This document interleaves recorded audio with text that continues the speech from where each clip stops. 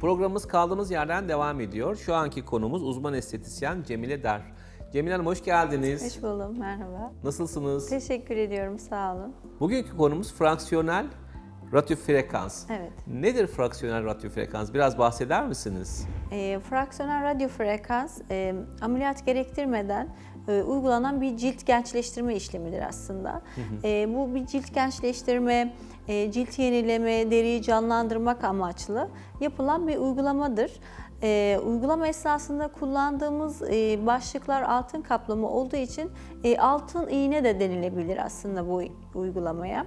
Birçok cilt sorununa da tedavi amaçlı kullanıyoruz. Yani bu iğneleyerek yapılan bir tedavi yöntemi mi? Enjeksiyonlu bir işlem değil ama bir mikro iğneleme diyebiliriz buna. Şöyle anlatayım, biraz daha açayım. Her danışanın kendine özel bir başlığı vardır, bir iğne başlığı. Bir kişiye aittir o başlık.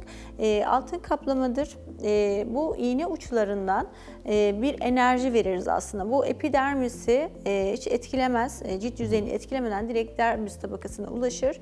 Cilt altında onarım sağlayan, verdiğimiz iğne uçlarındaki akımlarla burada kolajen lifler uyarılır. Orada bir anında toparlanma, bir gençleşme işlemi de görülür. Çok da kısa sürede sonuç alınabiliyor ama tabii ki eğer ciltte farklı sıkıntılar varsa, skar gibi, akne gibi bu seans sürelerini uzatabilen konforlu bir uygulamadır. Peki hangi sorunlar için kullanılıyor bu?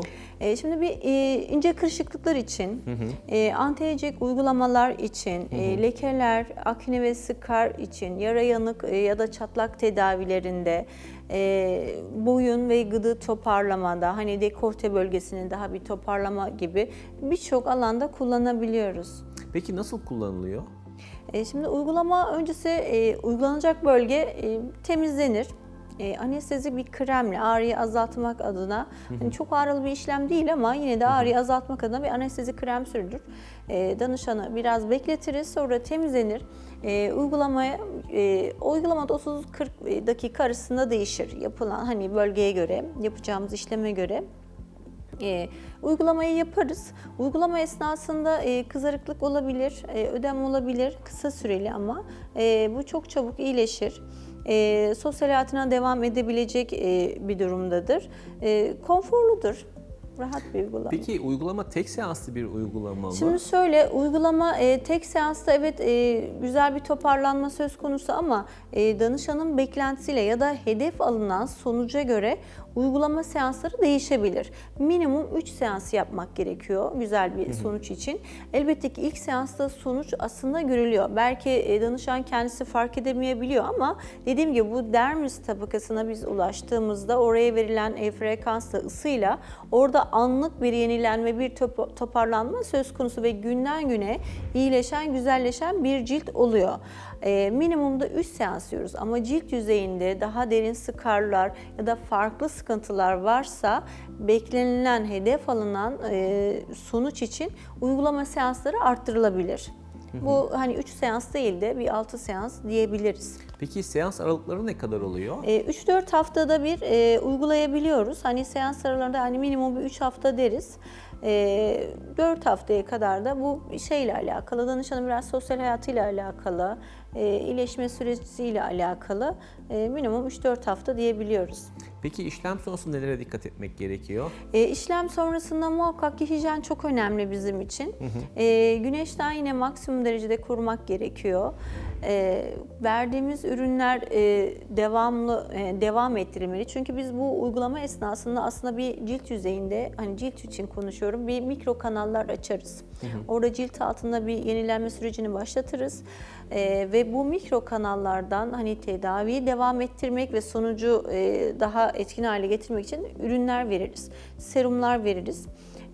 Bu serumları da kullanması gerekiyor. Düzenli olarak bu serumların kullanılması, güneşe karşı güneş koruyucu sürekli kullanmak gerekiyor. Hijyen çok önemli. Bu sürede çok makyaj yapmasını da önermeyiz. Onun dışında çok zorlayacak bir durum değildir. Peki bu sadece yüz için mi yoksa vücut için kullanılan başlıkları da var mı? Yok, tabii ki. Mesela karın çatlaklarında kullanılabiliyor.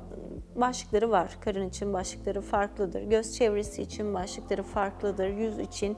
Ama vücudun her bölgesine kullanılabilen bir uygulamadır. Peki avantajları nedir bu fraksiyonel Şimdi, rakı evet, frekansın? etkisi çok güzeldir, sonuçları çok güzeldir ama birçok agresif işlem gibi sosyal hayatı çok etkilemez. Çok ağrılı bir işlem değildir. Elbette ki kızarıklık, ödem olur, iğne minik minik nokta pullanma gibi olabilir ama bunun etkisi bir günlüktür. Öbür güne hemen kendiliğinden kızarıklık gider, bütün şikayetler gider, işine çok rahat devam edebilir, günlük yaşamına devam, yani korumasına dikkat ettiği sürece günlük yaşantına devam edebilir. Bu bakımdan uygulaması da çok kolaydır. Hani konforludur sonrası da. Peki burada mesela kırışıklıkları düzeltiyor dediniz, biraz cildi sıkılaştırıyor dediniz. Başka bir Evet. efekti var mı? Yani bir lifting efekti var mı bu uygulamanın? Ya şimdi evet, şimdi şöyle, eğer skar onarımı için dedik, gözenek sıkılaştırma için dedik. Bunlar cilt üzerinden ve cilt altından bir şeydir aslında, bir kontrollü hasardır. Kırışıklıkları, ince kırışıklıkları evet açıyor. Çok derin kırışıklıklar için değil belki ama gözle görülür oranda açıyor. Ne yapıyor? Burada şimdi altın iğne olmasının amacı buradaki verilen enerjinin cilt yüzeyine değil de direkt dermis tabakasına iletmesidir. Burada kolajen liflere verilen ısıyla orada bir anlık toparlanma oluyor. Zaten kontrollü yaptığımız hasarla hücre yenilenmesini de başlatırız. Kırışık ya da buna benzer ya da dekolte bölgesi toparlanacaksa anti-aging ürünler veririz. Devam ürünleri de veririz.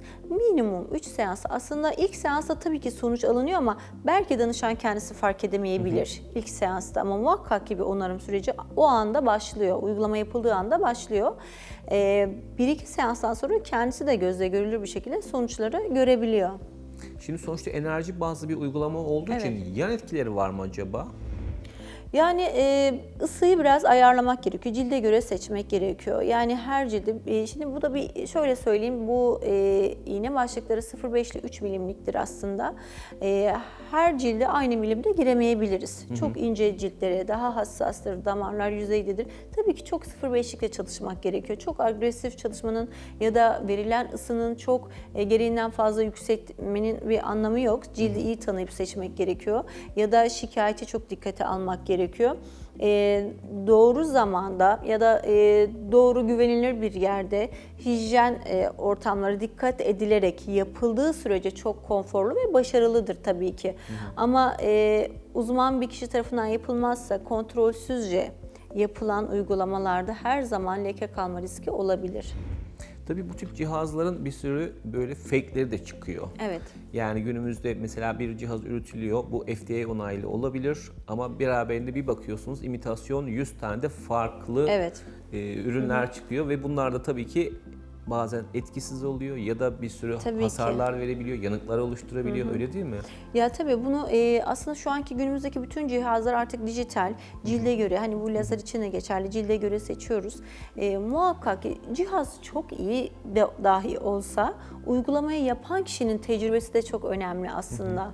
Yani iyi bir cihaz elinden ama kötü bir uzman elinden kötü sonuçlar olabiliyor. Hani bazen imkanlar çok iyi olmasa da çok güzel doğru işlemlerle güzel sonuçlar da alınabildiği gibi elbette ki artık ticareti boyutu değiştiği için orijinal patentli ürünleri tercih etmek gerekiyor. Bu cihazlar için de kullanılan ürünler için de ve uzman bir kişi tarafından yapılması da çok önemli aslında. Yani hem uygulayıcının hem de cihazın birinci sınıf olması, kalite çok önemli diyoruz. Kalite çok önemli. Güven, hep bahsediyorum, güven hakikaten önemli. İki tarafın birbirine güvenmesi gerekiyor. Biz işimize güveniyoruz, cihazımıza güveniyoruz, kullandığımız ürünlere çok güveniyoruz. Elbette ki danışan da bizim verdiğimiz bu güven için bizi tercih ediyor. Ama bizim de danışana neden güvenmemiz gerekiyor? Uygulama sonrası dikkat edilecek noktalar için. Çünkü kimse istemez kendisinden kötü bir sonuç çıkmasın diye. Ama ortak nokta hep iyi bir cihaz, iyi bir uzman, iyi bir danışan, doğru hasta, doğru cihaz, doğru uzman. Bunların aslında hepsinin bir araya denk gelmesi gerekiyor. Sağlıkta tabii ki çok önemli. Yani sağlıkta hiçbir şeyin ucuzuna değil, kalitesine yönelmek gerekiyor. Tabii Diğer ki. şekilde hakikaten insanın bir hayatı var ve bu hayatında da mutlu olayım derken mutsuz olabileceği. Kalite, hep deriz ya, ucuza kaliteyi alamayız diye. Belki kısa vadede çok para verdiğini düşünüyorlar ama ucuza kaçıldığı zaman ya da merdiven altı yerleri tercih edildiği zaman, bilinçsizce gidildiği zaman aslında size çok uzun vadede zararlar verilebiliyor. Cilt yanıkları olabiliyor. Ne bileyim bambaşka hasarlar ortaya çıkabiliyor. Çok daha başka sıkıntılar olabiliyor. O yüzden kaliteyi hani biraz daha dikkatli olmak gerekiyor. Çok da kalite ucuza alınan bir şey değil. Evet. Kalite, tecrübe, deneyim. Evet. Bütün bunların Muhakkak sonucu da ki. mutluluk ve başarılı sonuçlar Evet. diyerek konumuzu bu şekilde bitiriyoruz. Bugünkü program konuğumuz uzman estetisyen Cemile Der idi. Kendisine vermiş olduğu bilgiler için çok teşekkür ederiz. Programımız kaldığımız yerden tüm hızıyla devam ediyor.